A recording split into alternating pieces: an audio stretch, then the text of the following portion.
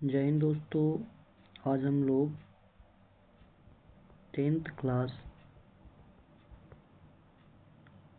में 10th class objective question हो जाएगा आपका चैप्टर 1 जैव प्रक्रम। इससे रिलेटिव जो भी ऑब्जेक्टिव क्वेश्चन है हम लोग उसके बारे में आज पढ़ेंगे। तो चलते हैं हम लोग क्वेश्चन की ओर। आपका पहला क्वेश्चन है कि कूटपाद किस में पाया जाता है। ठीक है, कूटपाद किस में पाया जाता है? तो ऑप्शन ए आपका है पैरामीशियम, बी यूग्लिना, सी हो गया अमीबा और डी आपका कोई नहीं। तो इसका राइट आंसर हो जाएगा क्या चीज? अमीबा। ठीक है, अमीबा कूटपादों की मदद से भोजन को भी ग्रहण करता है और चलने में भी इसको मदद करता है। अब बात किया जाए कि पैरामीशियम, तो पैरामीशियम किसकी मदद से भोजन का ग्रहण करता है? तो इसको चलने में या भोजन को ग्रहण करने में कौन मदद करता है? सीलिया। ठीक है, ये हो गया आपका सीलिया। और यूग्लिना की बात किया जाए तो यूग्लिना में आपका पाया जाता है फ्लैजिला। यूग्लिना में आपका क्या पाया जाता है? फ्लैजिला। और अमीबा में हो जाएगा आपका क्या? अमीबा में हो जाता है कूटपाद। तो ये आप लोग 3 याद रखिएगा, या इसको कहीं कहीं पर आपका पा, दा और भ, पादाब भी लिखा हुआ मिलेगा। और अमीबा के बारे में हम लोग यहाँ पर जान लेते हैं कि अमीबा एक ऐसा जीव है जो अपना आकार बदलते रहता है। अमीबा के बारे में बता दिया जाए तो अमीबा हो जाएगा आपका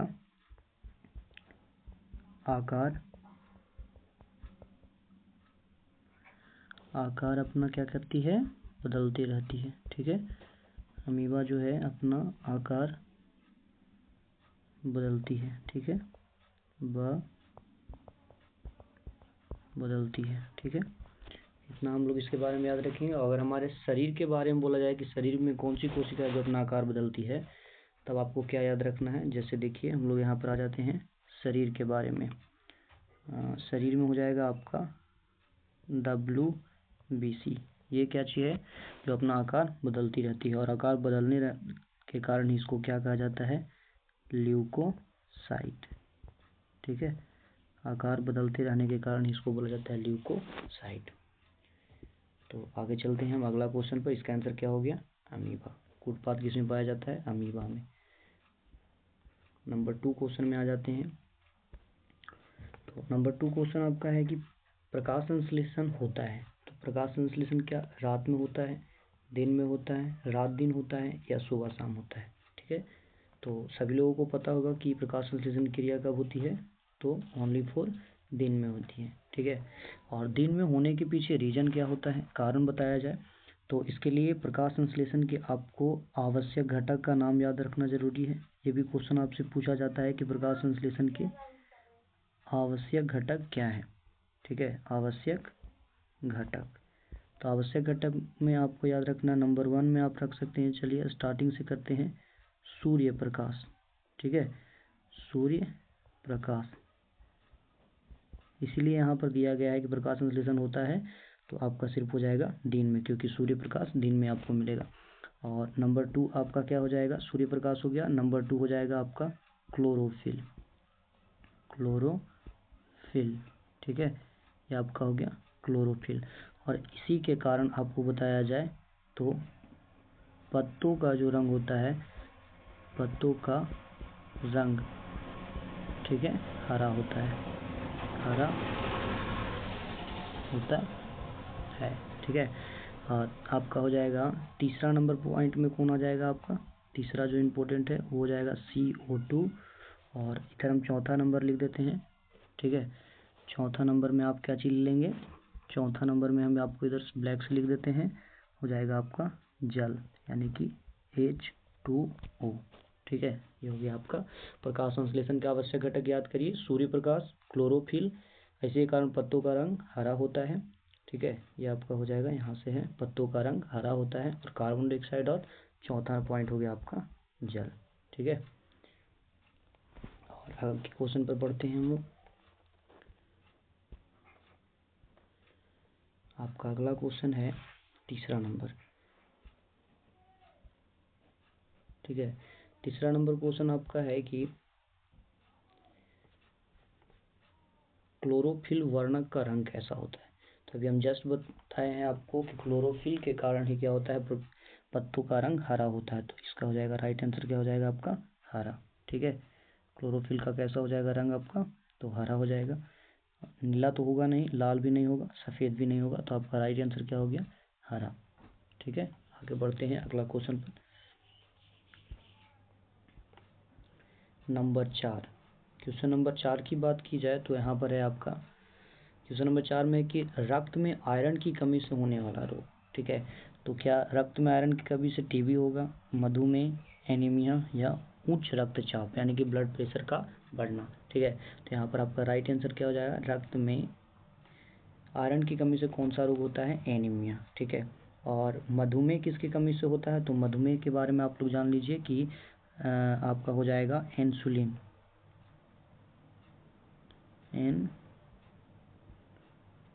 इंसुलिन।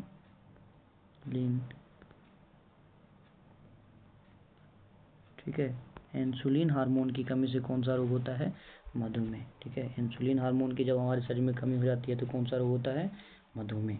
ठीक है, आगे चलते हैं अगला क्वेश्चन पर। नंबर 5 क्वेश्चन आपका है। ठीक है, 5 नंबर क्वेश्चन है कि कवक में पोषण की कौन सी विधि पाई जाती है। तो स्वापोषी किसको बोलते हैं। ठीक है, वे पदार्थ या वे जीव जंतु जो अपना भोजन स्वयं या वे पदार्थ जो अपना भोजन स्वयं बना पाते हैं। ठीक है, जो अपना भोजन स्वयं बनाते हैं उसको भी आप स्वापोषी बोल सकते हैं। ठीक है, तो जैसे इसमें आपका कौन आता है, पौधा। ठीक है, पौधा आपका क्या चीज हो जाता है, तो स्वापोषी होता है। मृतजीवी पोषी, तो मृतजीवी पोषी के अंतर्गत कौन आएगा, तो आपका कवक आएगा। ठीक है, मृतजीवी पोषी आपका कौन हो गया, कवक। तो आगे चलते हैं अगला क्वेश्चन पर। आपका अगला नंबर क्वेश्चन है कि ऑक्सीजन क्या है। ठीक है, तो ऑक्सीजन क्या, वसा है, एंजाइम है, हार्मोन है या कार्बोहाइड्रेट है। तो ऑक्सीजन एक प्रकार का क्या चीज़ है, तो हार्मोन है। ठीक है, क्योंकि ऑक्सीजन हो गया आपका, उसके बाद हो जाता है जिब्रेलिन्स हो गया, साइटोकाइनिन हो गया आपका, एब्सिसिक एसिड हो गया, ये पादपों का हार्मोन है। तो अगला क्वेश्चन पर बढ़ते हैं, इसका राइट आंसर क्या हो जाएगा, हार्मोन्स। नंबर 7 क्वेश्चन है आपका कि मनुष्य में वृक्क संबंधित है। तो आप सबसे पहले याद रखिए कि वृक्क को क्या बोला जाता है, वृक्क को ही आप बोलते हैं किडनी। ठीक है, वृक्क को ही इंग्लिश में बोला जाता है किडनी। ये हो जाएगा आपका किडनी।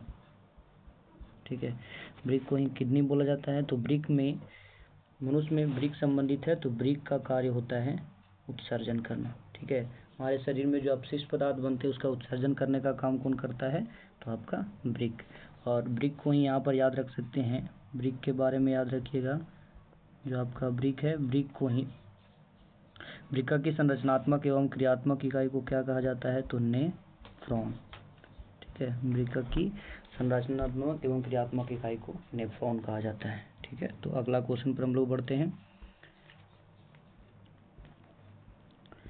आपका अगला क्वेश्चन है कि मनुष्य में वृक्क संबंधित है। ये सेम क्वेश्चन है, तो इसका आंसर क्या हो जाएगा, आपका क्वेश्चन सेम है तो आपका आंसर हो जाएगा उत्सर्जन ही हो जाएगा। ठीक है, आगे क्वेश्चन बढ़ते हैं 8वां नंबर क्वेश्चन पर। स्वापोषी पोषण के लिए आवश्यक है। ठीक है, क्वेश्चन आपका है कि स्वापोषी पोषण के लिए आवश्यक है, क्या कार्बन डाइऑक्साइड आवश्यक है, क्लोरोफिल आवश्यक है, क्लोरोफिल हो जाएगा आपका आवश्यक है, और उसके बाद सूर्य प्रकाश। तो आपका आंसर क्या हो जाना चाहिए, सूर्य प्रकाश है, क्लोरोफिल भी है और कार्बन डाइऑक्साइड भी है। तो आपका ऑप्शन क्या हो जाएगा, डी हो जाएगा। यहाँ पर सभी हैं। आप लोगों को लिखाए हैं कि प्रकाश संश्लेषण के आवश्यक घटक कौन है, प्रकाश संश्लेषण कौन करते हैं, जो स्वापोषी होते हैं। तो यहाँ पर कार्बन डाइऑक्साइड भी आपका हो जाएगा। ठीक है, क्लोरोफिल भी हो जाएगा और सूर्य प्रकाश भी हो जाएगा। तो ऑप्शन डी। आगे बढ़ते हैं 9वां क्वेश्चन में।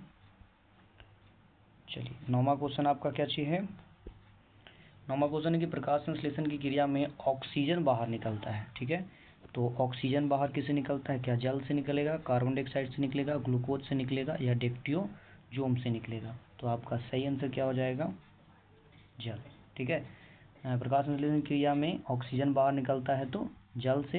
अगर आपसे पूछा जाए कि कार्बन डाइऑक्साइड किस में चेंज होता है तो कार्बन डाइऑक्साइड किसका निर्माण करता है, ग्लूकोज का। ठीक है, ग्लूकोज बोलिए, ग्लूकोज का निर्माण कौन करता है तो कार्बन डाइऑक्साइड। ठीक है, आगे बढ़ते हैं। 10वां नंबर क्वेश्चन आपका है कि मैग्नीशियम पाया जाता है, यानी मैग्नीशियम किस में पाया जाता है। ठीक है, क्या क्लोरोफिल में मैग्नीशियम पाया जाएगा, आरबीसी यानी कि लाल रक्त कणिका में पाया जाएगा, वर्णी लवक में पाया जाएगा, या श्वेत रक्त कणिका में पाया जाएगा। ठीक है, तो यहाँ पर हम लोग बात करेंगे कि क्लोरोफिल, इसका राइट आंसर क्या हो जाएगा, क्लोरोफिल। और उसके बाद यहाँ पर याद कर सकते हैं कि लाल रक्त कण जिसको हम लोग बोलते हैं आरबीसी। ठीक है, तो इसका कार्य अगर पूछा जाए तो इसको क्या करेंगे, लिखेंगे ऑक्सीजन यानी O2 का वहन करना। ठीक है, शरीर में O2 का वहन यानी ऑक्सीजन का वहन करने का काम कौन करता है, ऑक्सीजन का वहन करने का काम कौन करता है तो आरबीसी आपका हो जाएगा, जिसको हम लोग रेड ब्लड सेल्स बोलते हैं। और इसमें क्या पाया जाता है तो इसमें आप याद रखिएगा, इसमें पाया जाता है Fe। ठीक है, अब दो क्वेश्चन आपसे पूछा जाता है कि मैग्नीशियम किस में पाया जाता है तो क्लोरोफिल में, और लोहा किस में पाया जाता है तो आरबीसी में। ठीक है, और उसके बाद आपका इसके बारे में हम लोग जान लेते हैं, श्वेत रक्त कण जिसको हम लोग बोलते हैं WBC। ठीक है, तो WBC का क्या काम होता है तो ये रोग रोधी क्षमता को बनाता है, रोग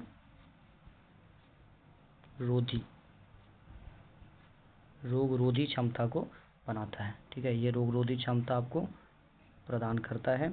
ठीक है, और इसी का आकार बदलते रहता है। ठीक है, ये हमारे शरीर में मात्र एक कोशिका है जिसका आकार बदलते रहता है, रक्त का एक प्रकार है। ठीक है, जिसके कारण इसको क्या बोला जाता है तो ल्यूकोसाइट। अगले क्वेश्चन में आपको हम बताए हैं, तो आगे बढ़ते हैं। इसका राइट आंसर क्या हो गया, क्लोरोफिल।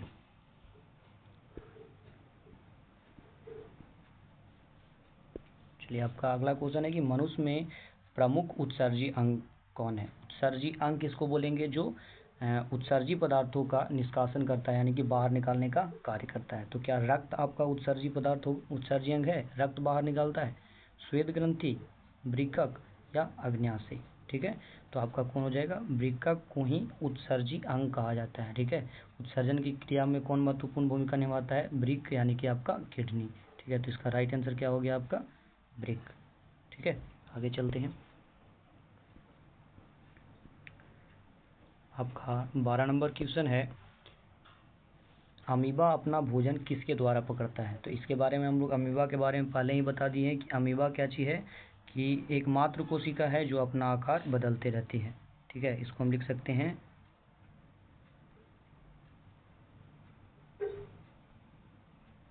इसके बारे में हम क्या लिख सकते हैं कि ये अपना आकार बदलती है,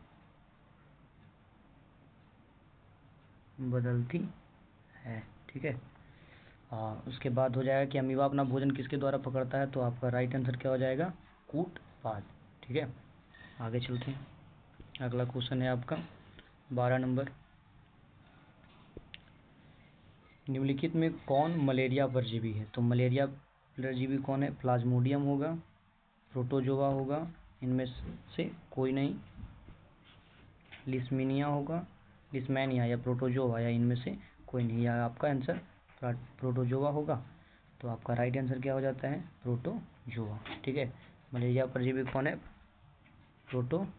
प्लाज्मोडियम हो जाएगा। आपका वाहक के बारे में पूछा जाए कि इसका वाहक कौन है, जो यानी कि फैलाने का काम करता है, तो वाहक में हो जाएगा आपका मच्छर। ठीक है, वाहक इसका कौन है तो मच्छर हो जाएगा। और मच्छर में भी कौन होता है तो आपका लिख सकते हैं मादा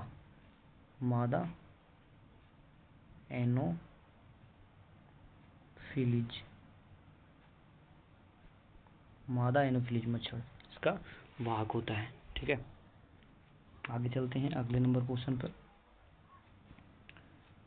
चलिए, आपका अगला नंबर क्वेश्चन है कि कार्बोहाइड्रेट, प्रोटीन तथा वसा के पूर्ण पाचन का स्थल निम्नलिखित में से कौन सा है। यानी कि कार्बोहाइड्रेट, प्रोटीन और वसा का पूर्ण पाचन कहाँ होता है, तो पूर्ण पाचन की बात की जाए तो क्या आमाशय में होगा, यकृत में होगा, छोटी आंत होगा जिसको हम क्षुद्रांश बोलते हैं, बड़ी आंत होगा या जिसको हम बृहदांत बोलते हैं।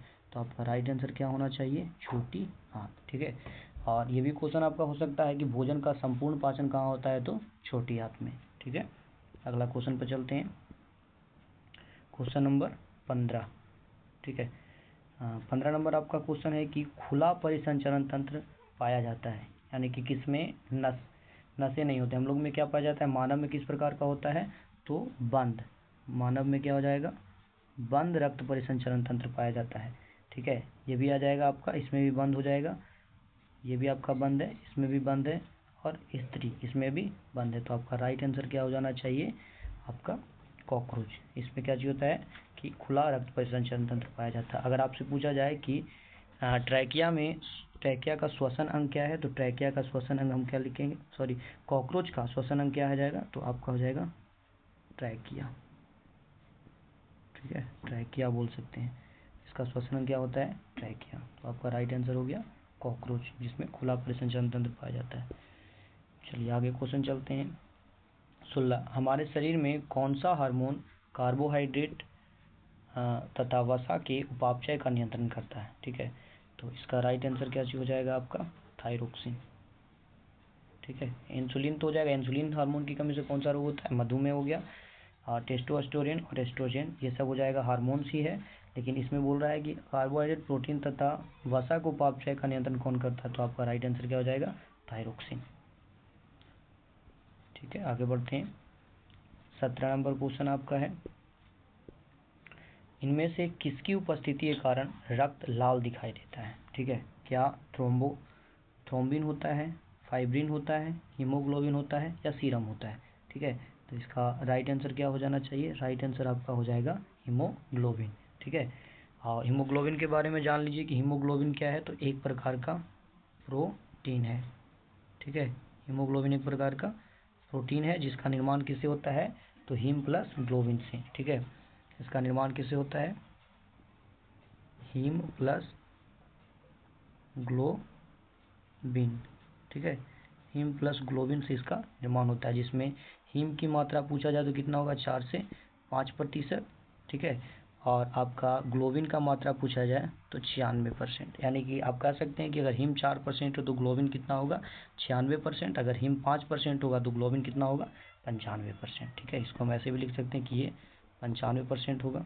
ठीक है, और आपको पूछा जाए, इसी में क्वेश्चन होता है कि हीम अणु के केंद्र में क्या पाया जाता है।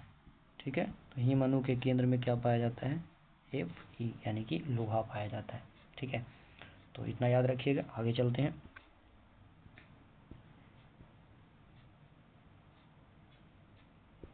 आपका अगला क्वेश्चन है कि पीत रस कहाँ से स्रावित होता है, अग्न्याशय से, यकृत से, छोटी आंत से, या इनमें से कोई नहीं। तो पीत रस का बात किया जाए तो कहाँ से स्रावित होता है, यकृत से। ठीक है, आगे चलते हैं अगला क्वेश्चन पर। अगला क्वेश्चन है कि एक स्वस्थ मनुष्य में प्राकुंचन एवं अनुशीतलन दाब होता है, क्या वो 120/80 होता है, 120/80 होगा, 80/120 होता है, या 80/100 होगा, या 72/80 होता है। तो अगर आप प्राकुंचन और अनुशीतलन दाब पूछा जाए तो कितना होना चाहिए, 120/80। ठीक है, आपसे पूछा जाए कि सिस्टोलिक प्रेशर कितना होता है, तो आपका हो जाएगा 80, और डायस्टोलिक प्रेशर कितना होता है, सिस्टोलिक प्रेशर आपका हो जाएगा 120, और डायस्टोलिक प्रेशर कितना हो जाएगा, तो 80। ठीक है, अगला चलते हैं अगला क्वेश्चन पर। ये आपका लास्ट क्वेश्चन रखते हैं कि तंत्रिका तंतु की उत्पत्ति किस प्राथमिक ऊतक द्वारा होता है। ठीक है, तो तंत्रिका तंत्र की उत्पत्ति क्या एक्टोडर्म से होती है, मीसोडर्म से होती है, या इंडोडर्म से होती है, इनमें से कोई नहीं।